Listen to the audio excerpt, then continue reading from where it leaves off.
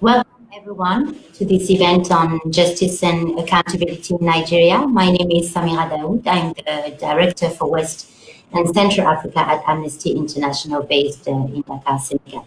It is my great pleasure to introduce and facilitate this live event. First of all, let me just explain quickly why we are having this event now. This week, the International Criminal Court state parties to the Rome Statute is having its General Assembly. Concretely, for those who are not necessarily familiar with the international justice system, these are the representative of all the governments member of the ICC who are meeting every day. We usually take the opportunity of this assembly to organize a side event. This year, due to the COVID pandemic, as you can imagine, we were not in a position to hold this face-to-face event, and this is why we are having this live event, which is finally not such a bad thing, since it will probably allow more people to join and then hopefully expand participation to this event. We are also having this meeting conversation in a very specific context. First, the International Criminal Court Office of the Prosecutor announced last week that it was concluding a preliminary investigation into crimes against humanity and war crimes allegedly committed by Boko Haram and Nigerian security forces. So this decision will finally pave probably the way for a full-blown investigation to begin. And also a specific context, because almost at the same time last week, again, gunmen abducted over 500 students from a school in the town of Konkara in Katsina State, northwest Nigeria. And according to Nigerian authorities, we still have more than 300 students that are missing, and Boko Haram issued a video claiming responsibility for the abduction. So this conversation about justice accountability in Nigeria for these horrific crimes that have been committed this last decade is not only relevant, but also timely. So now it is my pleasure to introduce the panelists, all of them having been engaged in a way or another on this issue of justice and accountability for crimes committed in Nigeria. We will start first with Netsanet Bele, Research and Advocacy Director at Amnesty International, who will give an overview of the situation of the Northeast Nigeria, present the work Amnesty has been doing for years with its partners on this issue and discuss what should be done now. Then we will have the extreme pleasure to have and to hear the testimony of Amsatou Alamin, an activist from Maiduguri, Northeast Nigeria. Amsatou has been doing an incredible work in mobilizing and connecting women affected by the conflict and in this fight for justice and accountability in Nigeria. We also have the huge privilege to welcome with us Agnes Kalama, the UN Special Rapporteur on extrajudicial, summary and arbitrary executions, who has in her capacity investigated this very specific issue and will give us a UN perspective.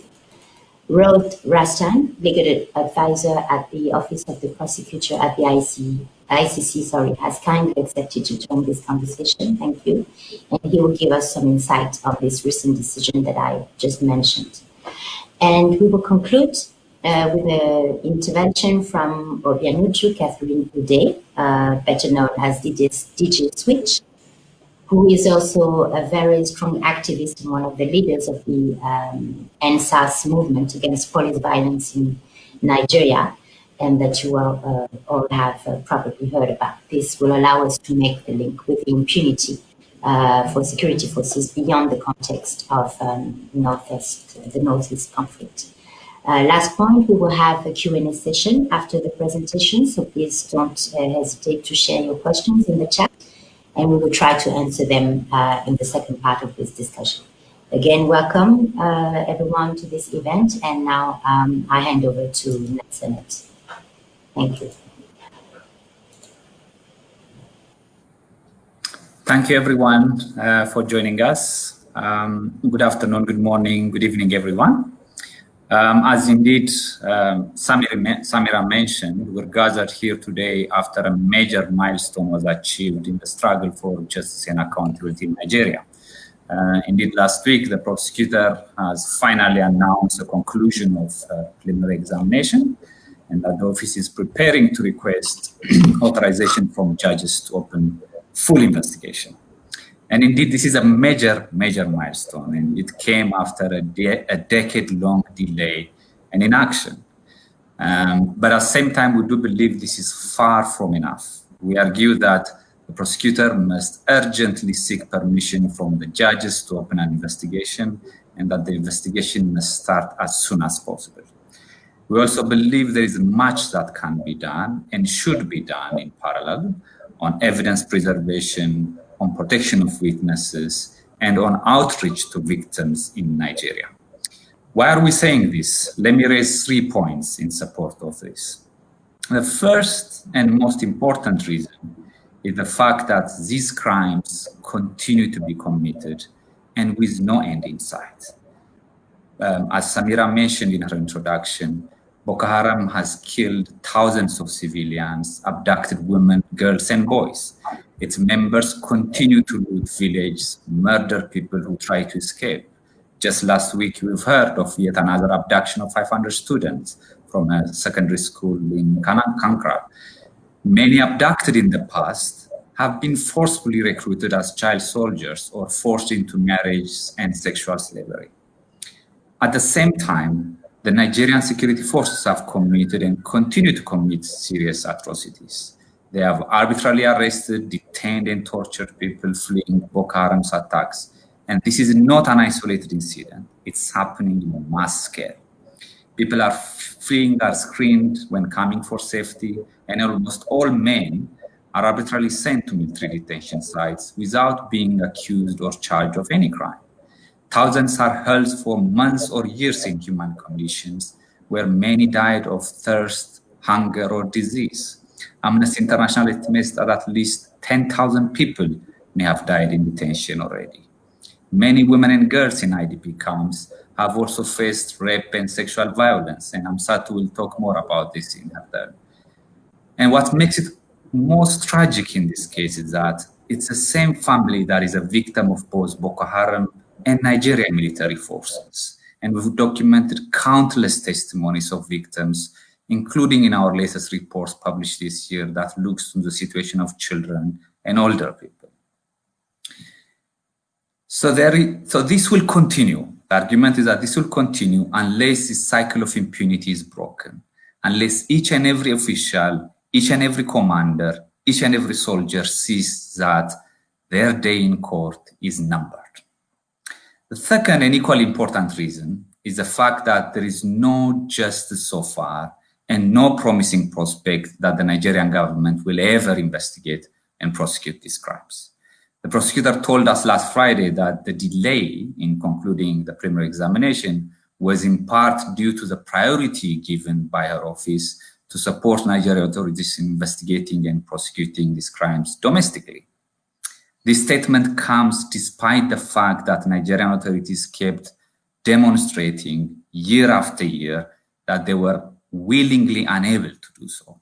The fact is this, colleagues. Since 2009, over 20 different forms of inquiries, commissions, committees, panels have been set up. All of this to look into crimes committed by Nigerian security forces, CJTF, and Boko Haram.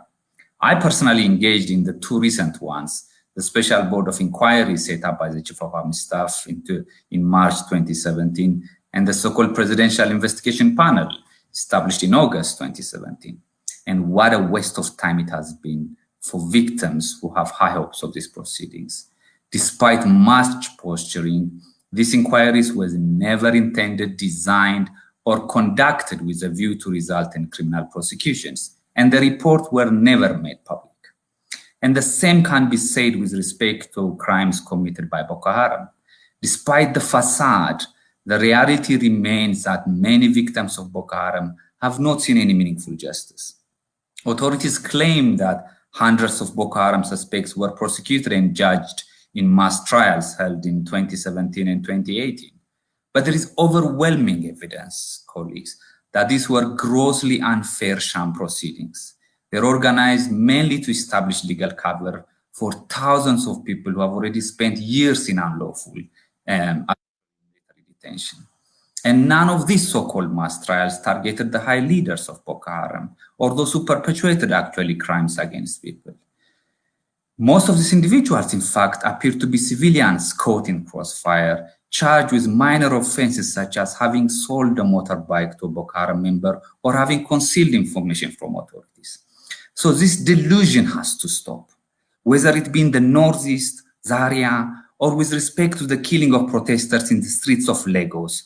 The authorities in Nigeria have proved bent on denying crimes than showing any willingness to investigate and prosecute these crimes.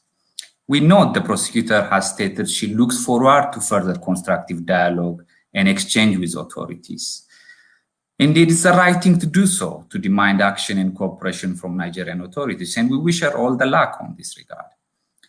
But at the same time, we urge her and the office to be cautious and not continue to be overly deferential to Nigerian authorities in this approach. A similar lack of domestic inactivity and lack of cooperation seen in the last 10 years of pre-examination should no longer be allowed as the ICC moves to the investigations phase.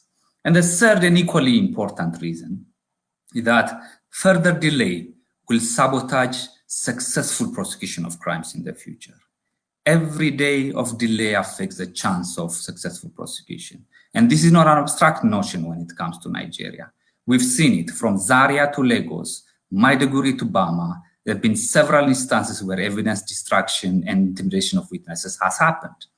Blood has been washed from scenes of crimes, bodies collected and disappeared, and mass graves tampered with. Many courageous activists, witnesses, and victims, some of whom were with us today, are facing backlash from imprisonment to intimidation and harassment. And many like Kelu are dying and have died before they have seen the chance to tell their stories. Hence, a formal opening of investigations in Nigeria will come a long way in preserving much needed evidence. A full investigation will allow the office to benefit from the full provisions of the statute that will oblige states to cooperate fully. And there are many things that can be done now. Where necessary, the prosecutor should consider provisions in the statute that allow her to take advantage of unique investigative opportunities, including to undertake mass grave exhumations, taking testimonies from witnesses, and etc. And as you've seen today's event, there is also a huge interest on ICC's next steps in Nigeria, and an outreach to victims and affected communities needs to start in earnest now without any delay. So this is our call. We do hear the prosecutor's explanation that she is facing immense resource challenge, and this is undeniable. And we've called time and again every year on state parties who are failing to meet their obligations to ensure that they provide the court with adequate resources. But we will not accept a situation where the Office of the Prosecutor or the Assembly of State Parties says that justice for victims in Nigeria is too expensive or cannot be done due to resource constraints. Every day that passes is too many. Throughout history, it's been the inaction of those who could have acted, the indifference of those who should have known better, and the silence of the voice of justice when it mattered most that had made it possible for evil to triumph. Thank you. Thank you so much, Netanet, and thank you for your call. Hopefully it will be heard. Hamsatu, please, you have the floor now. Good evening, good morning, good afternoon, everybody. I always keep saying, honestly, I really appreciate this opportunity. And I always keep saying in every occasion I find the opportunity to speak, that the northeastern Nigeria is the most underdeveloped part of the country, where we score the lowest in all human indicators. Therefore, in fact, being in power or authority or position gives whoever has that privilege the absolute power, and then he becomes the alpha and omega over lives and deaths, over whatever he wants. And then to the common man in northeastern Nigeria, who is from the age of 30 and below, human right, the knowledge of human right is virtually not there. People don't even know that they have a right, not to talk of pursuing their rights or asking for it or even defending it. That's how we live.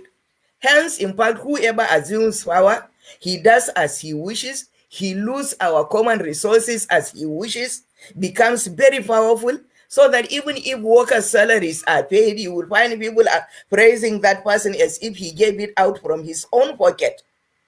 Education is not accessible to the child of the common man except if your parents can afford. And even our pension and gratuities as civil servants were denied. In fact, for the first 18 years or 20 years or 18, I can't remember anybody getting any pension or gratuity after retirement, but all our political officers have appropriated it. It's only last week that the current governor has to go to take loan to pay the backlashes of pensions and gratuity of civil servants for the first 18 years. This is how we are living. And then with the insurgency, this is what the radicalized extremist groups came and found. This is the norm. So therefore, as far back as 2011, when they came in, now their guns have given them the power. So they go and started engage in indiscriminate abduction of women and young girls from their homes at night at gunpoint and then taking them away as sex slaves. And nobody talks. And then they go with their guns, toting their guns along the street, killing whoever they want to kill. Yes, they have absolute power over life and death. And then when the counterinsurgency operatives came, the scenario didn't change. Rather, it is even worse. For the counterterrorism operatives, particularly the Nigerian military who have become Alpha and Omega, I can remember a soldier telling me, you are now under a state of emergency. You have lost all your human rights.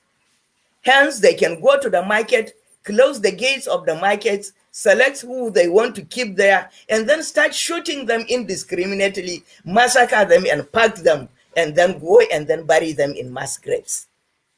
In our homes, along the streets, young men within Maiduguri and environments have been indiscriminately arrested.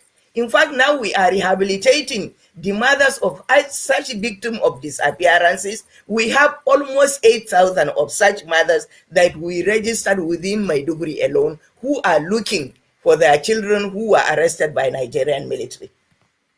And then we have another list of over 6,000 IDP women whose husbands were taken away from them by the Nigerian military and then taken away. Now it is getting to almost 5 years. There is no news, no accountability for their husbands.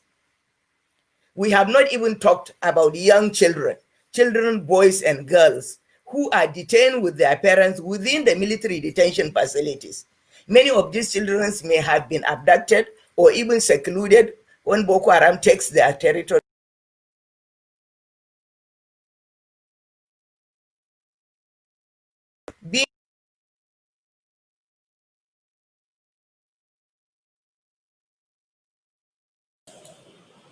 Yes, and the grown-up girls among them have even alleged sexual violations.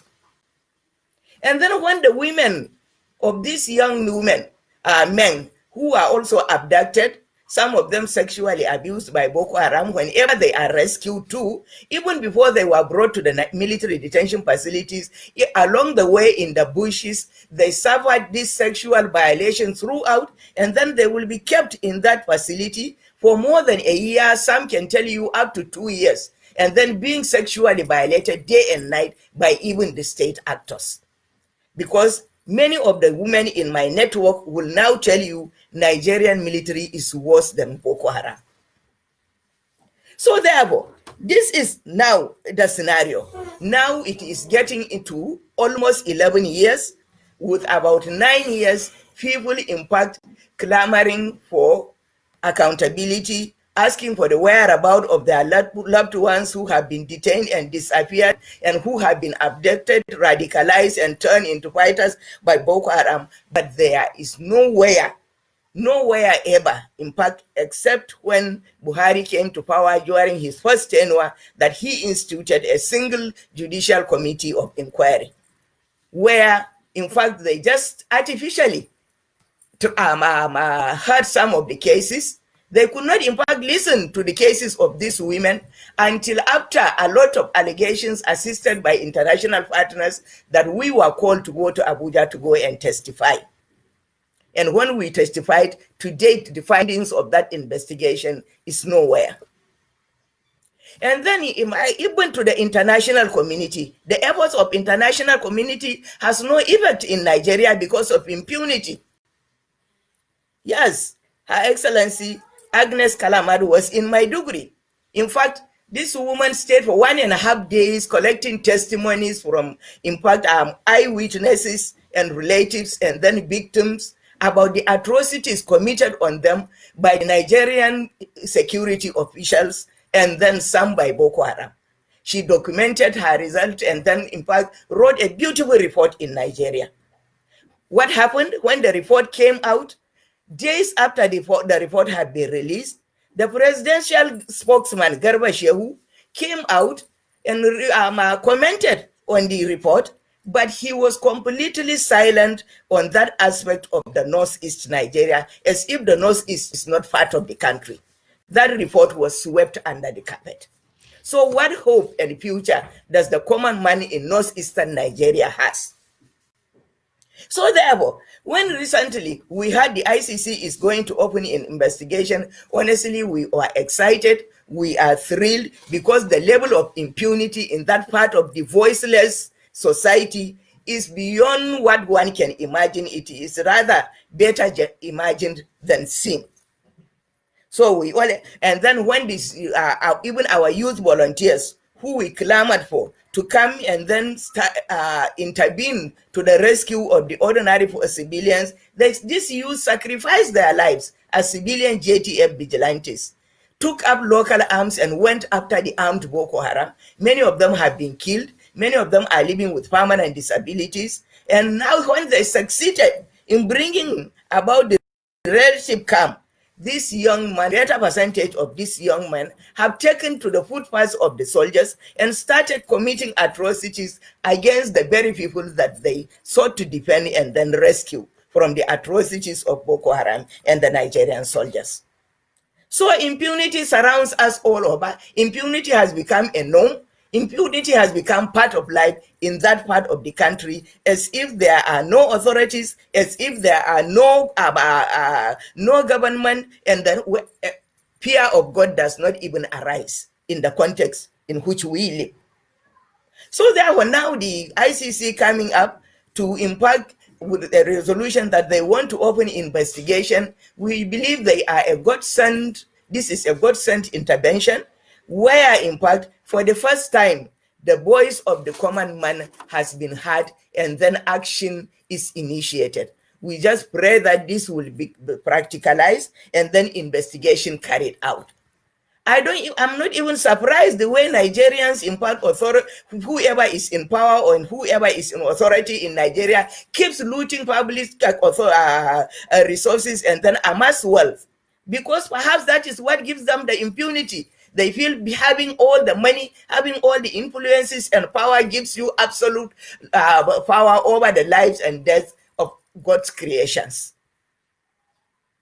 And then nobody questions them, nobody asks them, and then several times, countlessly, the names of individuals among the military, among the politicians, have been named by the extremist groups themselves who are in for peace, and then by people generally, and then by affected people, about how they have aided, how they have sponsored, how they have supported the committing of these atrocities and then the violence taking place in the northeastern Nigeria. But to date, all those whom we heard had been accused either as religious accomplices or political or security actors are still going, in fact, scot-free with impunity, as if they have done nothing. Therefore, giving the common man a sense of to believe that really, if you are in power, God has given you all the right to do what you want with people's life without anybody questioning you. So therefore, ICC coming with this investigation, with the support and then of human rights organizations like the Amnesty International and others. We really appreciated them. They have helped us to create a network of victims and relations of disappearances and of people who are affected, including young children, boys and girls who have suffered all forms of violations from both sides of the insurgency, both the counterterrorism and the extremist group. I think now we have a sigh of relief. We only pray, in part, we cannot wait to start seeing this investigation flagged up, and then these accusation and others now being fully investigated, so that at least, if nothing else, people will know that there is a day of reckoning, even in this world, before we die and go to the next world. Thank you very much. Thank you so much, Amsatu, for this very powerful testimony. The situation you described is just horrific, and it's mainly, as you explained, fueled by impunity. So there is very high expectation that this cycle of violence and lack of accountability is stopped. I will hand over now to Agnes Kalama, the UN Special Rapporteur, who can share her experience and information about the investigation made on this specific issue. Thank you very much for the invitation and the great honor to be sharing the floor with you. Just to react to some of Amsatu's comments, indeed, I could not agree with her more.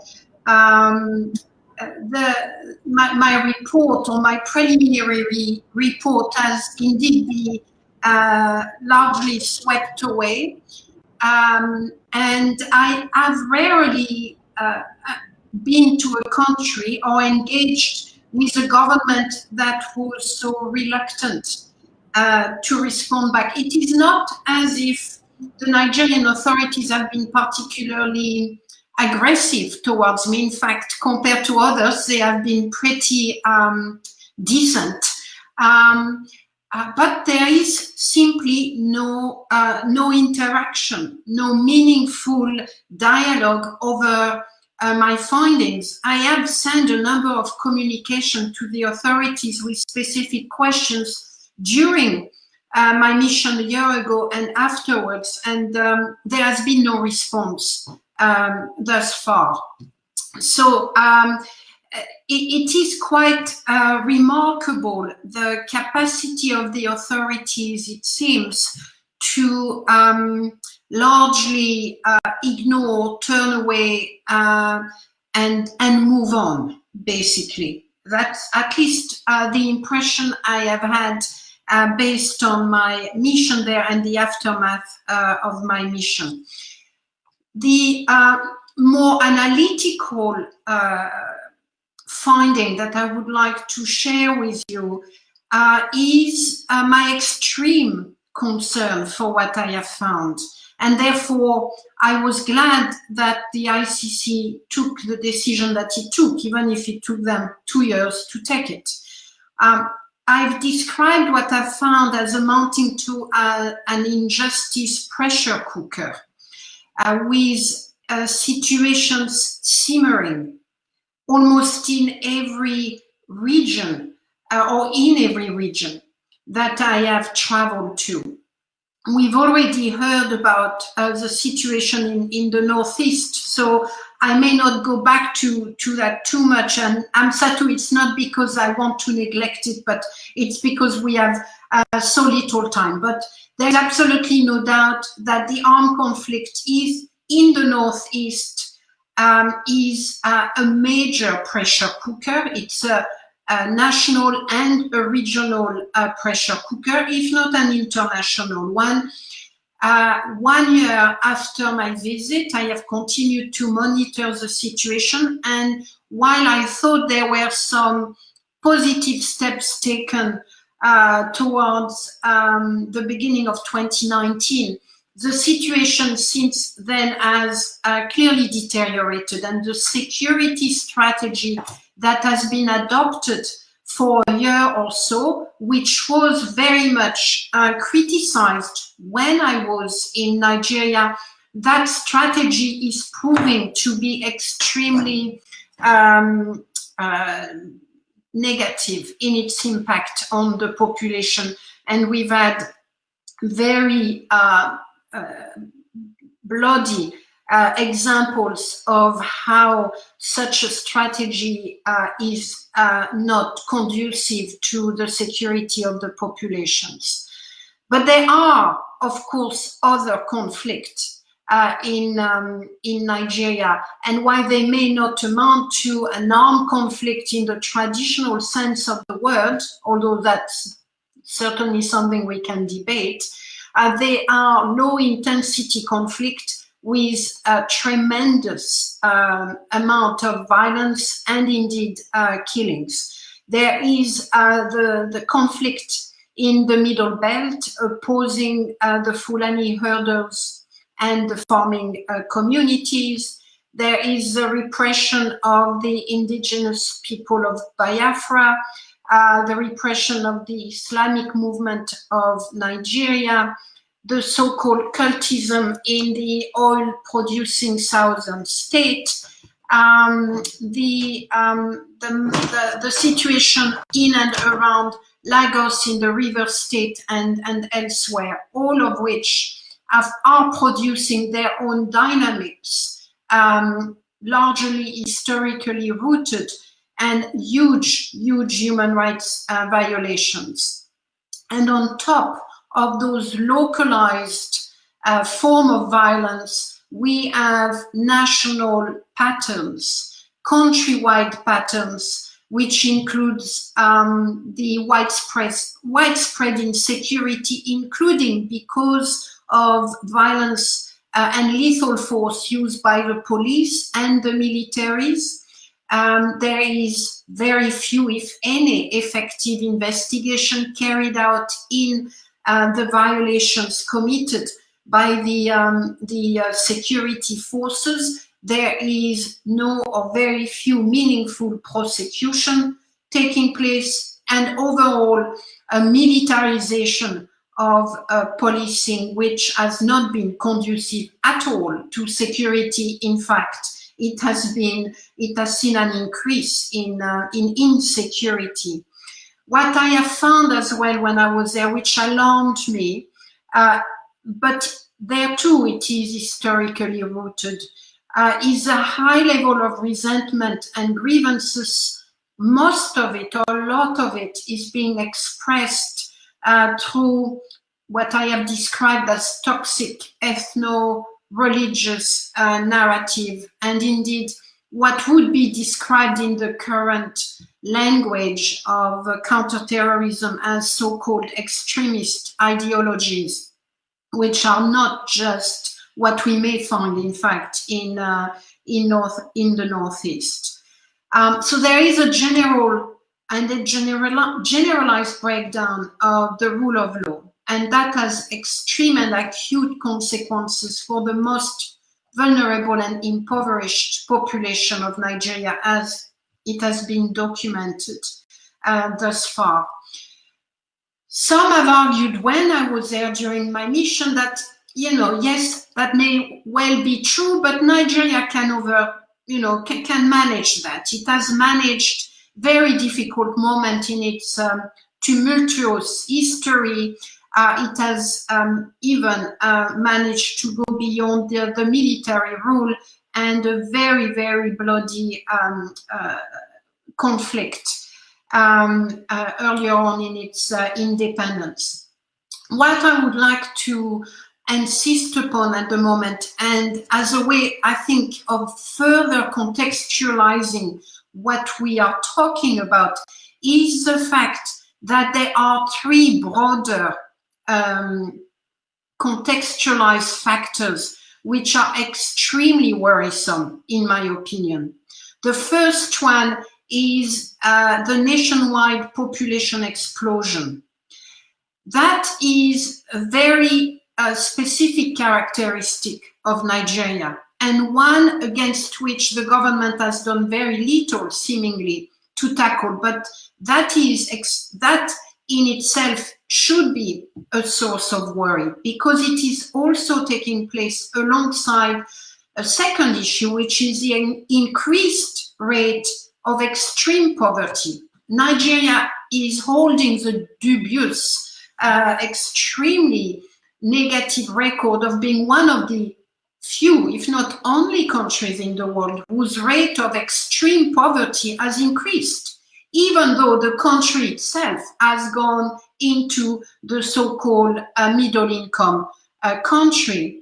But for the vast majority of the population in Nigeria, their economic situation has worsened, so much so that almost 50% of the 200 million Nigerians are considered to be living in extreme poverty. The third contextual information which we should all keep in mind when we think of Nigeria is the spreading environmental degradation and desertification. It is evident throughout West Africa, and it is certainly evident in Nigeria.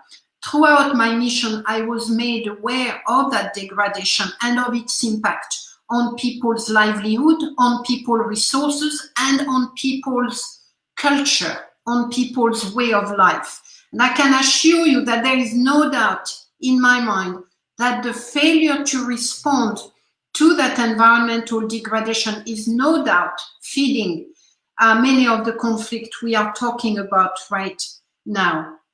And finally, the fourth issue I want to raise for the context is the proliferation of small and military-grade weapons that are made available, that are feeding, that are increasing the lack of security and insecurity and the lethality of the conflict that are taking place throughout Nigeria. The proliferation itself is linked to what's happening regionally, but it is having a dramatic impact on the conflict we are talking about. So in that context, I think, in my opinion, addressing the regime of impunity, the breakdown of the rule of law, does demand on our part to contextualize what's happening. And it is very clear, based on history and on other situations, that tackling human rights violations in Nigeria does also demand addressing the climate crisis. It demands addressing the population crisis and the incredible economic inequality in the country. The last point I want to make very quickly is a thought and an exchange I have with some people who are far more knowledgeable about Nigeria, because sometimes I do wonder, where do we look at? As Netsanet has pointed out, as Amsatu has pointed out, there is either no investigation and no prosecution, or there is a plethora of administrative and judicial inquiry which are just whitewashing the situation. They are just a facade, they are a parody, they are meant to do a lot of things, but certainly not to move us closer to accountability. So where do we look for hope inside the country? And I'm going to say we look for hope with the people. And I think what happened a few weeks ago with the large demonstrations, which were neither ethnic-based, neither religious-based, but which meant to be about Nigeria, and which demanded an end to police violence, demanded an end to the infamous SARS. To me, those moments and those movements should give us hope that the young population of Nigeria, the new generation of Nigeria, the more educated generation of Nigeria will be the one who are going to say to the old generations, enough is enough. we are going to take care of our country. We are going to go and address those endemic questions and those violations. So I think we need to place our strategy for the future squarely with this very vibrant civil society and youth population of Nigeria who wants far better for their country than their elders have managed to achieve. Thank you very much. Thank you, Agnes. Thank you for this words that give hope and also for adding elements of context that make it even more urgent to address human rights violations and impunity. Rod Rastan from the Office of the ICC Prosecutor is here with us. You have heard all the panelists. There is a lot of expectation and also around this decision. So you have the floor. Thank you. So I'm very honored and pleased to be on this panel with such distinguished colleagues, and indeed the Office of the Prosecutor of the ICC has been examining what's been going on in Nigeria for a long time.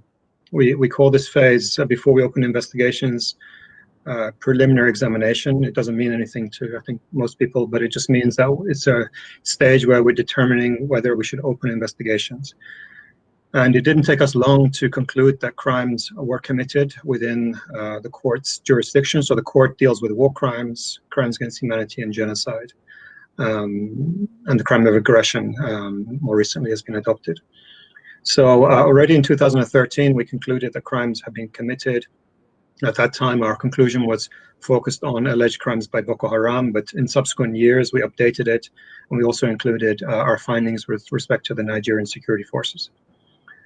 And what we basically did, as Natsanet mentioned, is that the court as a whole, as a principle, and particularly the Office of the Prosecutor, is always trying to hold states to their own duty to investigate and prosecute.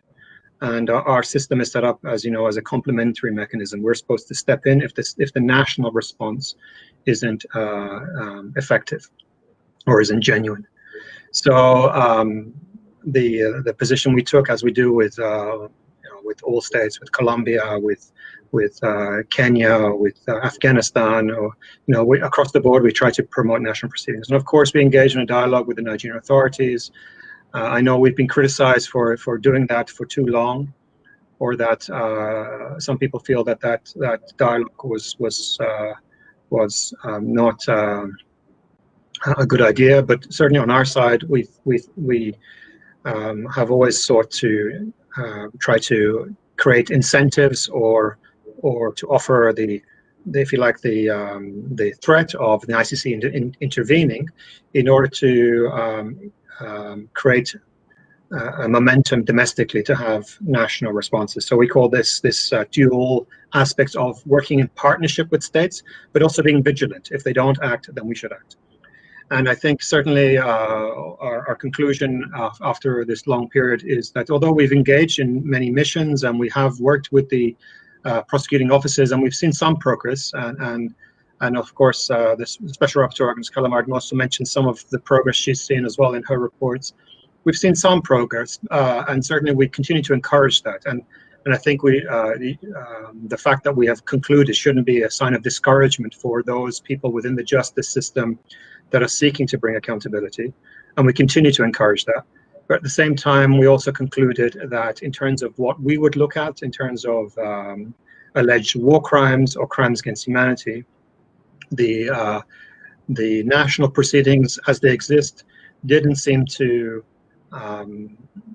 be an obstacle or to correspond to what we were likely to want to investigate. So the prosecutor has, as I say, given a lot of time and effort to help to encourage the national response, but ultimately we concluded already last year, we said we were likely to conclude our assessment this year, and this year now at the end of it, we have indeed confirmed that as things stand, there is a basis for the court to proceed because the national response doesn't correspond to what we're looking at.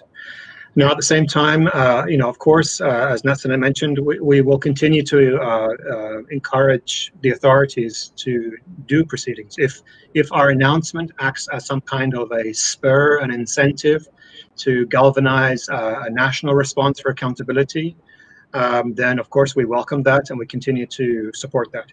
At the same time, if not, then we stand ready indeed to carry out our own investigations. So in the coming period, basically we are continuing our forward planning for investigations. We do have the limitation that Natsana mentioned, that the ICC is a court. It sounds like a very ominous title to be called the International Criminal Court, but we are a court with limited capacity. So we are currently investigating multiple situations around the world in everything from what's happening in the Central African Republic to the DRC to Afghanistan to Bangladesh, Myanmar. We just also announced that we are intending to open investigations in Ukraine. And so in Georgia, we have investigations open in Libya. So there are many situations that we're dealing with, and we have also a very small number of staff. We only have 80 investigators. You might laugh at that. We have 80 investigators. This is smaller than the number of officers working on counterterrorism at the city level in some countries. The London Metropolitan Police has 1,600 investigators, for example, if I got that statistic right. So, and actually we have a smaller budget than some of the organizations that are here with us today as the Office of the Prosecutor. But I won't belabor the point. But the point is that it's not that we're looking as an excuse not to do things, but just that we also are emphasizing that we also need support from state parties and from other stakeholders to also help the court have the means to deliver what it wants to do. What this means for Nigeria is that in the coming period, the prosecutor indeed will have to make some decisions on how to roll out investigations. The current prosecutor, Prosecutor Bensouda from the Gambia, as you know, is ending her mandate in 6 months. There's a new prosecutor coming in. So she still has, of course, the mandate to make decisions on opening new investigations. But also it makes sense that she consults with the new incoming prosecutor on this. And also she's called for state parties to give her the means to do it. If the means do not come, then the prosecutor may have to, for example, decide to terminate some lines of inquiry in existing situations or to complete some of the activities that are ongoing in order to allow the capacity of the office to open investigations in relation to Nigeria and also in Ukraine, as we mentioned also at the same time last week. So these are just very pragmatic considerations. It doesn't mean that the office will not proceed with investigations. It just means that we are having to discuss how we roll out this capacity. And of course, in relation to Nigeria, as you've seen in our reports, hopefully, we believe that crimes have been committed across multiple fronts. Almost every crime within the jurisdiction of the court appears to have been committed in one form or other in relation to war crimes and crimes against humanity under our statute. We recognize that the vast majority of the crimes alleged to have been committed that we have made findings for are attributed to Boko Haram and its splinter groups. But also we do recognize and do make findings in relation to the responses by the Nigerian security forces, and we also do find that they have also committed crimes, war crimes and crimes against humanity. So we make that reasonable basis determination. But also, as we emphasize in our report, our findings are not limited only to the armed conflict, the non-international armed conflict between Boko Haram and the Nigerian security forces. Of course, we have received lots of information and allegations relating to other events, other incidents, other types of conduct. And just to explain that if an investigation is opened, the prosecutor is not limited only to the things that she has looked at this initial stage. Once an investigation is opened, the investigation it's subject to certain parameters. So in our case, for example, we would say we intend to investigate all alleged ICC conduct occurring since, for example, 2009, when the non-international armed conflict began. But it wouldn't be limited to only Boko Haram and the Nigerian security forces in terms of that armed conflict. It would look at any other allegation that fell within the scope of the court's jurisdiction. Of course, for the court to investigate and prosecute, we must be satisfied that these are war crimes and crimes against humanity. We're aware of a lot of obviously violent episodes have happened in Nigeria, but not all crimes correspond to the Rome Statute. So we would have to be obviously focusing on those which appear to be occurring in the context of an armed conflict for war crimes, to be in the context of an associated with an armed conflict, or otherwise a crime against humanity. And so finally, just to say, moving forwards, as I say, we will continue to work in a collaborative spirit with the authorities. We want to be able to encourage them and stimulate them, and to maybe be the stimulus that will try to galvanize calls for accountability that you have made and others have made. Maybe our presence as at the ICC with an open investigation will stimulate national activities to a different level. But if it doesn't, we also we proceed with our investigations, and we build our cases, and we see what impact we can have in terms of contributing towards accountability. And I very much take the point, as mentioned before. I think for the court as a whole, there will be a need to engage in outreach in the coming period to explain to different stakeholders what is the role of the court, how does it proceed, and what are the next steps. And certainly in the interim, absolutely, I mean, we are taking steps during this whole period, even before, to identify evidence preservation opportunities, unique investigative opportunities, operational planning, looking at issues related to cooperation, looking at the security situation. So all of that planning is certainly already well on, in process across all prelim examinations, and that's something that we will be doing as we move forward. I hope that's useful just as a quick overview. Of course, that was very brief, but as I say, very happy to be here and part of this panel. Thank you. Thank you so much, Rod, for these clarifications, and I think we've all heard as well your call for support. As we have seen, this culture of impunity goes beyond the Northeast conflict. This is not specific to this area or this situation, and this is the moment to let the opportunity to DJ Switch to talk about this huge and tremendous movement around NSAS movement against impunity for police violence. Catherine, it's over to you. All right, thank you for having me. Good morning, good afternoon, good evening. You see, we have a popular saying in Nigeria, wahala no dey finish, meaning the problems never end.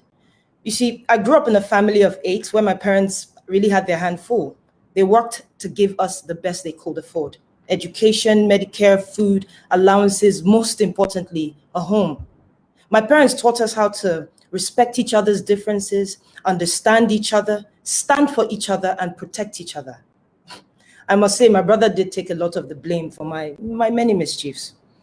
But unfortunately, in the late 90s to 2000, things took a turn for the worse when the Ishekiris and the Ijors in Warri, where we lived back then, went into war with each other because of a failure in leadership and respect for differences.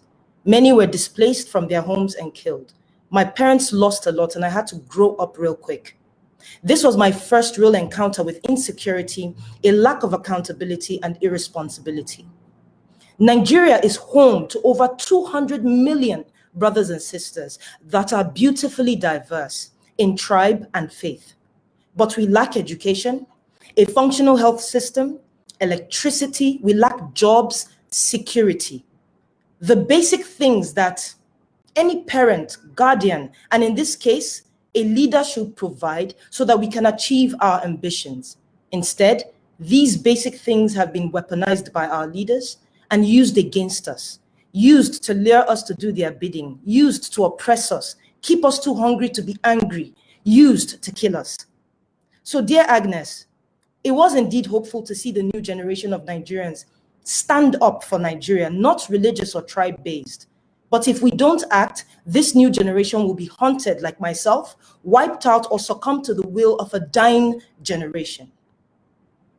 But even a magician cannot perform one trick forever, because we, the Nigerian people, were tired. And for the first time, I saw Nigerians stand for each other in protest all over the country. End SARS. Now, SARS is the Special Anti-Robbery Squad Unit, which the government rebranded to SWAT, after disbanding the said SARS over 3 times and twice in 1 year. SARS have a track record of more daylight robbery than actual robbers. They've murdered more innocent citizens than murderers in the society, more rape than the public is even aware of, constantly exhibiting their lack of intelligence and training by harassing Nigerians, either because of how we look, the hair we have, the cars we drive, or if we have tattoos on our bodies. When you speak up and ask what you may have done wrong, they beat you up, lock you up, or kill you altogether.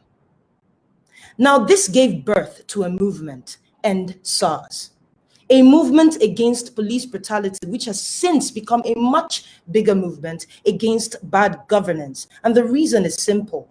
From the President, General Muhammadu Buhari, downwards, they are all SARS.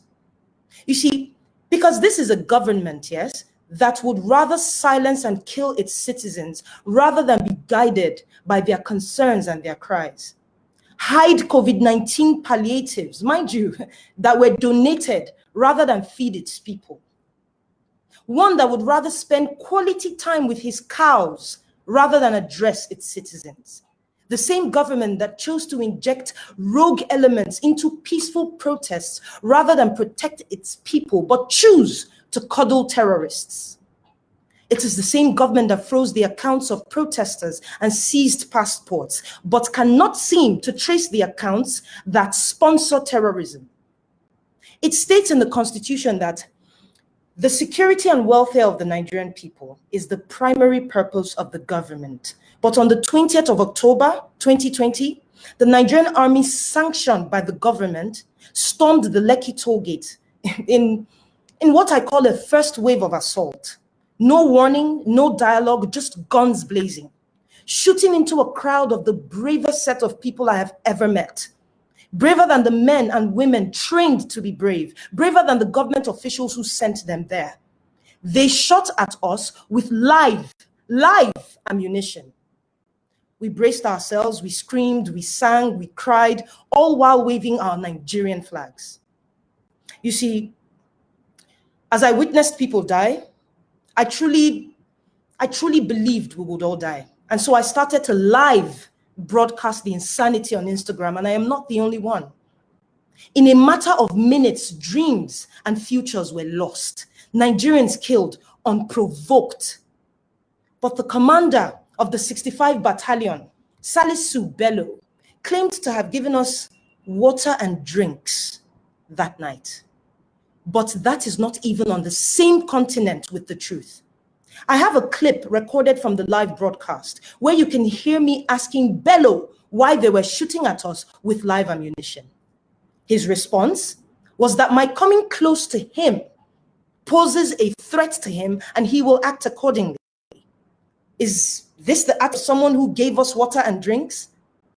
I also have another clip from the same night where you can hear a lady's voice asking the whereabouts of the people that had been shot.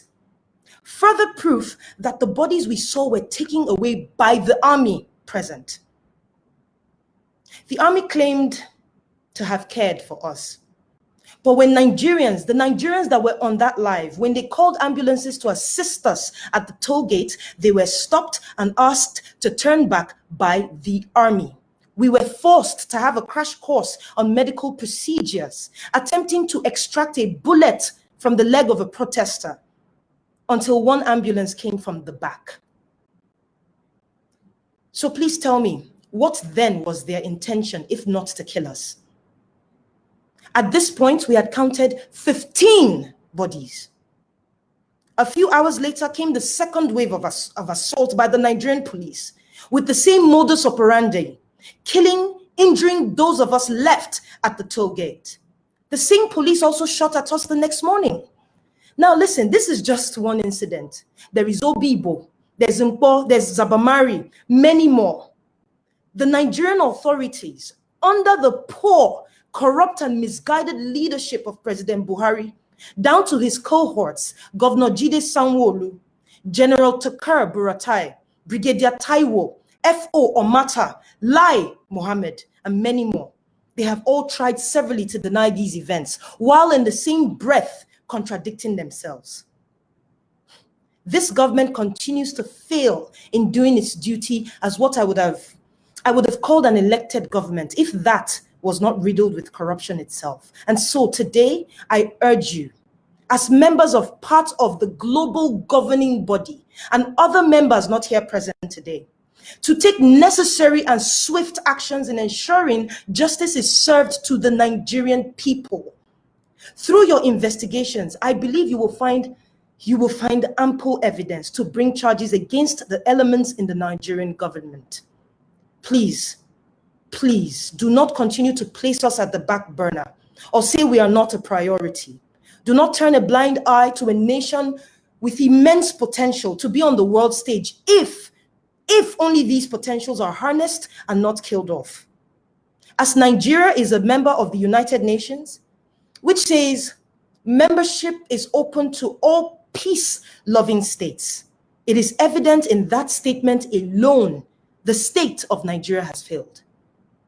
Our leaders too greedy, too corrupt, and quite frankly, unequipped intellectually, mentally, physically to protect Nigerians or move the nation anywhere. If it is indeed true that the First Lady of Nigeria, Aisha Buhari, can relocate to Dubai, citing insecurity in the presidential villa, Aso Rock, the most secure building in Nigeria, then I ask, where do we, the average Nigerian, go? Mr. Rod, you say your office has about 80 investigators. It was funny when you said it, but I can assure you, millions of Nigerians are willing to help provide all you may need to reduce the potential burden on this request. We only have our voices. That is all we have. As a people, we are using it to sorosoke. So please listen. As Agnes said, the country is a keg. It's sitting on a keg of gunpowder because of all the things that we have been deprived of. I am advocating for all types of peace, but justice. And through justice is the only way peace can truly thrive. It is now your duty to help us show that democracy, accountability does not only belong to a certain group of countries, but to all. As I said earlier, wahala no dey finish. But that does not mean problems are not solved. The time for action is indeed now. Thank you. Thank you so much, and thank you for using this your fame to raise awareness and to fight for this for justice for all. Thank you so much for this. Unfortunately, I think we have now come to the end of the session. I didn't see any specific questions, so I guess I've seen a lot of comments that all of you have probably seen. And so I think we need to conclude now. I would like to thank again all the panelists for the very insightful and inspiring intervention. This was really great. Thank you all for attending this event. If you want to know more, if you want to join the movement, if you want to know more about this issue, you can of course visit Amnesty International Nigeria page, but also you have several links that have been shared to the Special Rapporteur report and mentioned in the discussion, but also to the MSAS movement. So thank you so much for your contribution. Thank you so much for being for participating in this conversation, and hopefully next time we discuss justice in Nigeria, we will have other good news to share. Thank you so much. Thank you.